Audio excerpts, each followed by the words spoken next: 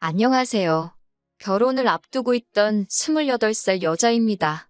두 사람이 만나 가정을 이루는 게 결혼 아니겠어요? 당연히 평생을 남으로 지내온 가정이다 보니 분명히 서로 간에 당장 이해하지 못할 점은 있다고 생각합니다. 하지만 이해하기 어려운 걸 조금씩 양보해가며 서로에게 맞춰가는 게 결혼이라고 생각했어요. 저도 그렇게 생각했기 때문에 결혼을 결심했던 예비 신랑이 원하는 대로 최대한 이해하고 맞춰보려고 했습니다. 그런데 예비 신랑은 제가 하나를 해주면 두 개를 해주기를 바라고 두 개를 해주면 당연히 세 개도 해줄 거라고 생각했나 봅니다. 날이 갈수록 심해지는 억지에 결국에는 이렇게 파혼을 하고 말았네요. 파혼했지만 지금은 오히려 속이 다 후련하고 이 결정을 내리길 100번 잘했다고 생각하고 있습니다. 오히려 제가 사랑에 눈이 멀어 제 속이 시꺼멓게 타들어가는 걸 참고 결혼을 했다면 제 평생을 두고두고 후회하게 만들 뻔했다는 생각까지 들어요.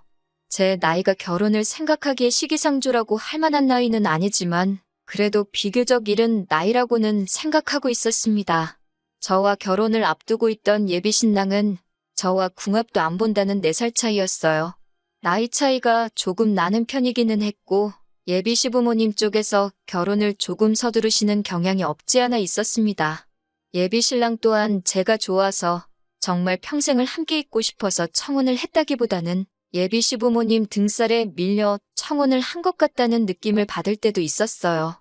저희가 연애를 한 지도 어느 정도 시간이 흐른 뒤였지만 예비 신랑의 청혼에도 제 마음속에는 사실 결혼을 해야겠다는 확신은 그다지 없었습니다. 너무 예비 신랑의 부모님께서 예비 신랑 길을 죽이고 사소한 것 하나하나까지 컨트롤을 하고 계신다는 느낌을 받았었거든요. 오죽하면 청혼 또한 엄마가 시켜서 했다고 한 거나 마찬가지라 했으니 사실 결혼까지 생각하기에는 조금 남자다움이 부족하지 않은가 하는 생각도 가지고 있었어요. 그런데도 제가 결심을 하게 된 이유는 저를 어려서부터 애지중지해 주시던 외할머니께서 작년을 기점으로 건강이 점점 안 좋아지게 되셨기 때문입니다. 항상 말버릇처럼 우리 손녀 시집 가는 걸 보고 싶다고 하셨는데 한번 병원에 입원하셨던 뒤로는 몰라볼 정도로 살이 많이 빠지셨고 조금만 움직여도 힘들어 하시는 게 눈에 보일 정도였어요. 제 평생을 함께할 배우자를 고작 할머니께 저 시집가는 모습을 보여드리기 위해 정했다고만 한다면 말도 안 되는 일이겠죠. 예비 신랑이었던 남자친구가 자기 부모님 앞에서는 못 믿어온 모습을 보여주기는 했지만 적어도 저한테만큼은 정말 잘 아는 사람이었어요. 그러니 연애도 그렇게 길게 했던 거였고요. 그리고 학벌 괜찮고 직업 괜찮고 신랑감으로 어디 하나 모자란 점이 있는 사람은 아니었습니다. 그리고 저희 부모님께서도 예비 신랑을 실제로 만나보신 적이 있었고 저희 부모님도 오래전부터 직업 괜찮다, 인물 괜찮다 하는 이유로 썩 마음에 들어하시고 있는 눈치셨어요. 저도 예비 시어머니 되실 분을 예비 신랑 통해서 몇 번 자리를 같이 한 적이 있었는데 예비 신랑에게 조금 강압적이기는 하시지만 정도 많아 보이셨고 또 어머님이 예비 신랑을 저렇게 꼼짝 못하게 할 정도로 휘어잡고 계셨으니 예비 신랑이 공부도 열심히 했고 배우기도 더 배워서 좋은 직장을 구했겠구나 하는 생각도 들었습니다. 단점이라고 생각한 것들을 오히려 좋은 쪽만 보기로 생각했던 거예요. 그래서 결국 청혼을 응하게 되었습니다. 양가 상견례를 하면서 이런저런 것들을 조율했습니다. 예비 시댁에서 지원금을 조금 보태주셔서 신혼집을 구하기로 했어요. 예비 신랑도 모아놓은 돈이 좀 있었기 때문에 신혼집을 구하는데 큰 무리는 없었습니다. 저희 집도 경제적으로 어려운 편이 아니다 보니 딸이 시집 가는데 어떻게 혼수만 해갈 수는 없다고 하시면서 차라리 집이며 혼수며 예단 예물이며 앞으로 결혼식에 드는 모든 비용을 양가에서 서로 딱 절반씩 해서 반반 결혼을 하면 어떻겠냐 제안하셨어요. 그런데 예비 시부모님 쪽에서 그걸 먼저 거절하셨습니다. 여자 하나 시집 보내는데 무슨 그런 큰 돈을 쓰시냐면서 반반 결혼하자는 제안을 괜찮다고 하신 거예요. 뭐 하나 손해보는 것도 아니고 해준다는데도 싫다는데 저희 부모님 쪽에서는 아쉬울 게 없으셨죠. 사돈댁에서 그렇게 하신다면 그렇게 하시라고 혼수나 예단 예물은 섭섭하지 않게 준비하겠다 하셨습니다. 그리고 반반 결혼하는 제안은 언제까지고 유효하다고 생각하실 테니 마음이 바뀌거든 언제든지 말해달라고까지 하셨어요. 다행인진 모르겠지만 예비시댁 쪽에서 그 부분에 대해서는 말을 바꾸지는 않았습니다. 아무튼 그렇게 결혼 준비를 하고 있고 혼수까지도 신혼여행 다녀와서 신혼집 입주를 하고 돌아오는 주 주말에 하루아침에 한 번에 다 몰아서 받을 수 있게 스케줄까지 조정했어요. 정말 말 그대로 결혼식만 올리면 모든 게 끝날 정도로 준비가 다 되어 있는 상태였습니다. 저도 별다른 생각 없이 이제 이렇게 결혼하게 되었구나 하는 생각을 하고 있었어요. 그런데 정말 결혼식을 얼마 앞두지 않은 상황에서 예비씨 가족들의 인성에 대해 다시 생각해보게 하는 사건이 생기게 되어서 결혼식을 뒤집어 엎어버렸네요.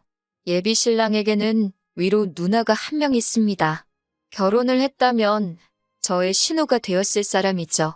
예비 신우 또한 3년 전에 이미 결혼을 해서 가정을 꾸리고 살고 있던 상황이었어요. 저희 집 쪽에서 결혼 자금의 반을 똑같이 낸다고 해도 거절하시며 아들 장가 보내는데 돈 걱정은 안 해도 된다고 나서던 예비씨 부모님의 모습과는 다르게 예비 신우는 딸이라는 이유 하나만으로 결혼할 때 집에서 그렇게 큰 지원을 받지 못했는가 봅니다. 그랬기에 예비씨 부모한테서 상견례 날 저희 부모님한테 딸한테 뭐하러 그런 큰 돈을 쓰시냐 하는 말이 하셨다는 생각이 드네요. 아들 다르고 딸 다르다 하시는 분들이셨던 거죠. 아무튼 그 예비 신우네가 이제 드디어 새로 집을 구해 이사를 나갔다고 집들이를 한다고 하면서 예비 시부모님이랑 예비 신랑을 부른 거예요. 저는 아직 결혼 전이다 보니 딱히 갈 필요를 못 느끼고 있었고 예비 신랑이 같이 갈 테냐 하는 물음에도 우리가 아직 결혼도 안 했는데 내가 거길 왜 가겠냐 하고 말았거든요. 그런데 그 다음 날 예비 시어머니한테서 전화가 와서 저는 이제 가족이나 마찬가지인데 제가 뭔데 그런 자리를 간다 안 간다 결정을 하고 있냐고 하시더라고요. 시가족 가족 행사에는 이제 며느리인 제가 다 참석을 하는 게 당연하다고 하시면서 말이죠. 아직 결혼식을 안 해서 그렇지 않느냐고 따지고 싶었는데 예비 신랑 말이 자기 어머니는 말대꾸하고 되묻는 거 세상에서 제일 싫어한다고 하면서 그냥 죄송하다 그러고 집들이를 같이 가자고 하는 겁니다. 솔직히 제 성격상 짚고 넘어가는 게 좋겠다 싶었는데 예비 신랑이 간곡하게 어머님 심기 건드리지 말라고 해서 아무 말도 안 하고 시키는 대로 했습니다. 솔직히 예비 신우가 새로 이사한 집이 저희 회사에서도 보통 먼 거리가 아니고 심지어 저희 집하고도 정반대 방향에 있는 곳이었어요. 저는 회사에서 반대 방향으로 예비 신우 집으로 갔다가 거기서 또 다시 집으로 가게 되면 대중교통을 이용해야 하는 제가 오며 가며 하는 데만 엄청난 시간을 낭비하게 되는 상황이었거든요. 꼭 짚고 넘어가서 제가 그 자리에 안 가도 되도록 확실하게 못을 받고 싶었습니다. 그런데 막상 거절을 하자니 저도 결혼식 앞두고 시어머니 되실 분과 트러블을 만들고 싶지도 않았고 예비 신랑의 누나인 신우를 실제로 만나본 적이 한 번도 없었으며 예비 신랑이 어머님과 저를 사이에 두고 중간에서 입장이 많이 난처해 보이는 게 불쌍해 보이기까지 해서 집들이 자리 한 번 다녀오는 게 어려운 일은 아니니까 한 번 정도는 군말 없이 원하는 대로 해주자 싶어 그렇게 하기로 했습니다. 그런데 마침 또 집들이를 하기로 한 당일에 급한 회사 일로 제가 야근을 하게 되어 약속한 시간보다 조금 늦게 가야 하게 되었습니다. 강제적인 야근인데다가 팀 전체가 잔업을 해야 하는 상황이었던 터라 상황 설명하고 혼자서만 빠져나올 수 없었어요. 회사 생활도 단체 생활인데 저 혼자 쏙 빠져버리면 팀원들한테 눈치가 보이기도 하고 솔직히 회사에 사정 설명하기도 뭐하더라고요. 결혼도 안 했는데 예비씨 가족 행사에 참여해야 돼서 늦는다고 말하기가요. 그래도 부장님도 다른 팀원들도 저희 상황을 이해를 해주셔서 남들보다는 조금 이른 시간에 퇴근을 할 수 있었고 늦게나마 부랴부랴 예비 신우의 집으로 향할 수 있었습니다. 1시간 가까이 걸려 예비 신우 집에 도착했습니다. 처음 가보는 아파트 단지에서 다들 동찾느라 헤매시지 않나요? 덕분에 밖에서도 시간을 한참 잡아먹고 허둥지둥대면서 겨우겨우 신우집을 찾아 들어갔습니다. 단지가 너무 커서 헤매는 중이라 예비 신랑에게 마중 좀 나와달라고 부탁했는데 식사 중이라 자리를 뜨기 그렇다고 저보고 알아서 찾아오라고 하더라고요. 회사 일이 늦게 끝나기도 했고 헤매느라 시간이 더 지체된 가운데 제가 안으로 들어가니 식사는 이미 다 끝나 있는 상황이었어요.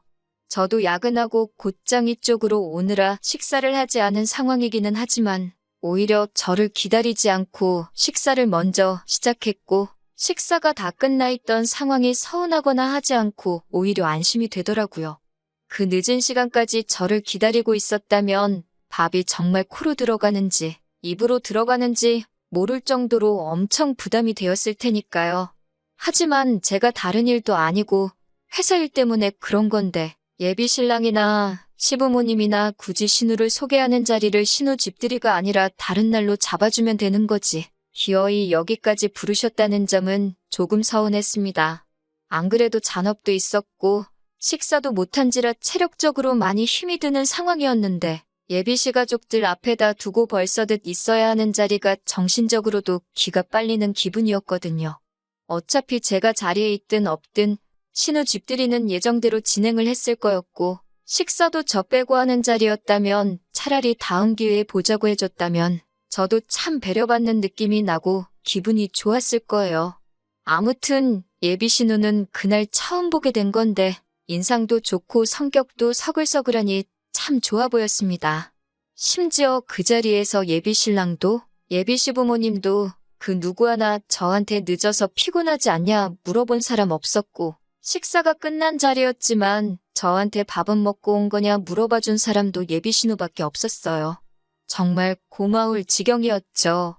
그런데 식사를 안 했다고 대답하기도 전에 어머님은 말을 틱틱거리시면서 늦어서 밥을 못 먹은 건 늦은 사람 복이지 않느냐고 하면서 당신들이 며느리 밥 먹는 거 기다려줄 군번이냐면서 예비 신우의 말을 잘라버리더라고요.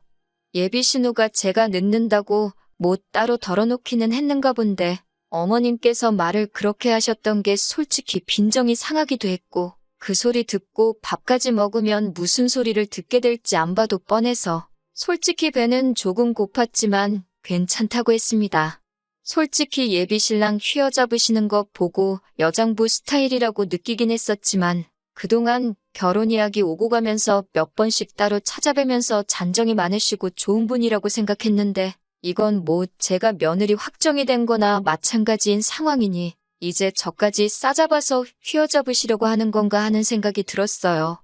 그런데 그것도 모자라서 시어머니는 자리에 앉는 저를 보자마자 어딜 자리에 앉으려 드냐며 아버님이 식사 마치신 빈 그릇을 제 앞으로 들이밀면서 밥도 다 먹었으니 저보고 이제 상정리를 하라고 하시더라고요.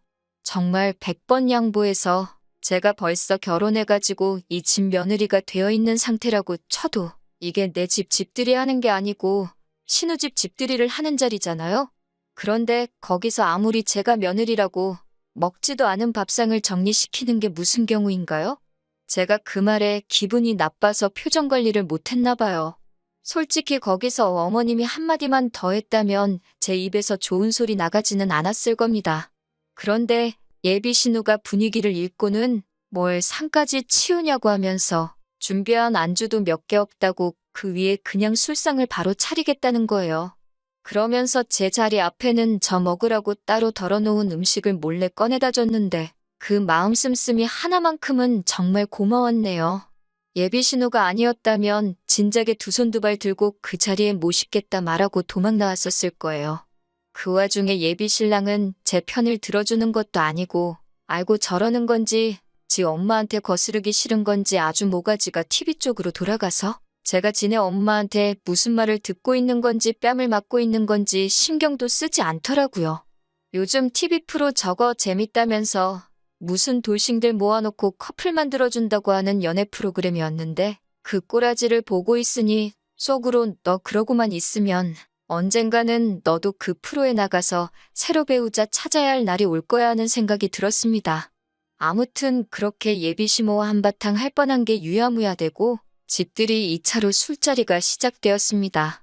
그런데 술자리가 길어지니 막차 시간이 다 돼가서 신경이 쓰이더라고요. 예비 신우도 제가 시간을 계속 확인하는 걸 보고 저를 집에 보내야겠다 생각했는지 지금 가면 안 늦냐면서 제 걱정을 해주는데 그 자리에서 유일하게 제 걱정을 해주는 모습을 보니 고맙기까지 했습니다. 예비 신랑은 그 와중에 뭘 막차를 타고 가냐고 하면서 집까지 얼마나 된다고 그냥 택시 타고 가라고 하는데 할증까지 붙으면 못해도 택시비가 5만 원은 우습게 나오겠는데 지가 돈 내줄 것도 아니면서 저러고 있는데 정말 누가 누구 편인지 싶더라고요. 차라리 야근 때문에 늦지만 않았으면 저녁 식사만 먹고 자리에서 일어날 수 있었을 텐데 늦은 내 잘못이다 생각하고 참았습니다. 그런데 이 차가 끝날 때쯤 잘 참아내고 있는 제가 그렇게 꼴보기가 싫었는지 아니면 제가 어디까지 참아내나 인내심 테스트를 하고 싶으셨는지 시어머니가 아주 끓고 있는 저한테 기름을 들이부어 주시더군요. 새벽 1시 반쯤이 돼서야 술자리에 신이 난 예비신랑하고 아버님이 고주망태가 되면서 집들이는 완전히 끝나게 되었습니다. 저도 더 늦기 전에 핸드폰으로 먼저 택시를 불러놓았습니다. 택시가 다 와간다는 알림을 받고 나서 저는 부모님도 걱정하시니 이제 그만 가봐야겠다고 하고 자리에서 일어났어요. 솔직히 아무리 제가 늦게 왔어도 새벽 1시 반까지 자리를 지켰으면 충분히 할 만큼 했다고 생각합니다. 그날 모임의 주인공이나 마찬가지인 예비신우도 아직 결혼도 안 한 사이인데도 새벽 한참 늦게까지 버티고 있던 저한테 미안해 죽으려고 할 지경이었으니까 말이죠. 그런데 예비시모는 그것마저도 모자랐나 봅니다. 저한테 가기는 어딜 가냐고 벌써부터 내뺄 생각을 하냐고 하면서 갈 거면 집들이 자리 뒷정리랑 설거지를 싹 해놓고 가라는 거예요. 아니면 여기서 자고 아침에 일어나서 뒷정리를 하고 가던가 말이죠. 세상에 제가 여지껏 들어본 소리 중에 가장 어이없는 소리였습니다. 방 3개짜리 집에서 어머님 아버님 한 방 쓰시고 예비신우랑 남편이 한 방 쓸 테고 그럼 남는 방 하나에서 아직 결혼도 안 올렸는데 예비신랑하고 저보고 지금 한 방을 쓰라고 하는 건가요? 그리고 애초에 자고 가네 만회하는 말을 듣기 전에 제가 뭐라고 이 집구석 집들이 한 걸 설거지까지 싹 해놓고 집에 가야 하나요? 예비신우도 그 말이 어이가 없었는지 제가 뭔데 뒷정리를 하라고 시키냐고 하면서 엄마, 도대체 왜 그래? 하면서 제 편을 들어주더라고요. 그랬더니 서열이 어쩌고 저쩌고 며느리가 어쩌고 신우가 어쩌고 하면서 감히 며느리가 늦게 와서 음식 준비하는 거 안 도와준 것도 욕을 한 바가지를 처먹어도 모자랄 판인데 그거 다 눈 감아주고 있더니 아주 시대갈기를 우습게 안다고 벌써부터 뒷정리하는 걸 내빼려고 한다고 하면서 자기가 다 늙어서 상점 모시고 살 일이 있냐고 하시며 지금 며느리 버릇을 확실하게 들여놔야지 안 그러면 시어미가 며느리 모시고 사는 꼴이 되지 않겠냐고 하면서 예비신우한테 지금 누구 편을 들고 있는 거냐고 따지셨어요. 신우면 신우답게 며느리 꼼짝 못하게 해야 하는 게 맞지 않냐고 하시면서 번지수를 잘못 찾았다고 신우를 나무라시더군요. 그날 처음 보는 예비신우가 저한테 잘해주기도 했고 제 편을 그나마 들어줬기에 사건 사고 만들고 싶은 생각이 없었어요. 특히 예비신우는 이 집에서 한동안 살아야 할 테고 괜히 제가 일 크게 만들었다가는 예비신우 입장에서는 이웃들 입방아에 오르내리게 될 테니 좋은 거 하나 없을 거 아니에요? 그래서 억지로 끓어오르는 화를 참고 있는데 예비신우가 그런 제 마음을 읽었는지 뭘 참고 있냐고 하고 싶은 말 있으면 다 하라고 참으면 병된다고 하더라고요. 그 말이 떨어짐과 동시에 예비시모한테 그날부터 쌓여있던 모든 것들을 한 방에 다 풀었습니다. 세상 어느 정신 빠진 여자가 결혼 전부터 이런 식모 대우를 당하고도 이 집에 시집을 오려고 하겠냐고. 예비신랑이 남자답지 못한 것도 있지만 어머님 아들 결혼 목전에 두고 뒤엎어버린 건 제가 아니라 어머님이라고? 아들 혼삿길 망쳐놓으니까 기분 좋으시냐고 목청이 떨어져라 고래고래 소리를 질렀습니다. 아무것도 모르고 술 먹고 뻗어있는 예비신랑 주머니에서 지갑 꺼내다가 5만 원짜리 한 장 꺼내서 나왔습니다. 집까지 택시 타고 가는 거 내 돈 내면 아까워서 제 명에 못 살 것 같다고 하고 말이죠. 한참 어안이 벙벙한 표정으로 저를 쳐다보다가 아들 주머니 뒤져 돈 꺼내 나가는 저를 보고 저거 말하는 꼬라지 좀 보라며 저한테 달려들려는 예비시모를 예비신우가 탁 나서서 막아서 주더라고요. 덕분에 별 탈 없이 예비시월드에서 탈출할 수 있었네요. 다음 날이 돼서 이 상황을 아무것도 모르는 예비신랑이 도대체 무슨 일이냐고 묻길래 당신 어머니한테 물어보면 되는 걸 굳이 나한테 묻지 말라고 말하고 결혼이고 뭐고 내 눈에 흙이 들어가던 돌이 들어가던 앞으로는 없는 일이니까 두 번 다시 마주치지 말고 살자 했습니다. 그러니 그제서야 제 발목까지 붙잡고 늘어지면서 앞으로 자기가 잘하겠다고 하는데 애초에 너가 그날 그 자리에서 중간 역할 잘해줬으면 생기지도 않았을 일이라고. 그러니까 너무 너네 엄마 원망만 하지 말고 너부터 그 마마보이 기질 좀 고쳐먹고 살라고 충고해주고 자리를 떠났어요. 있을 때 잘해야지. 다 늦어서 후회하면 뭐하나요?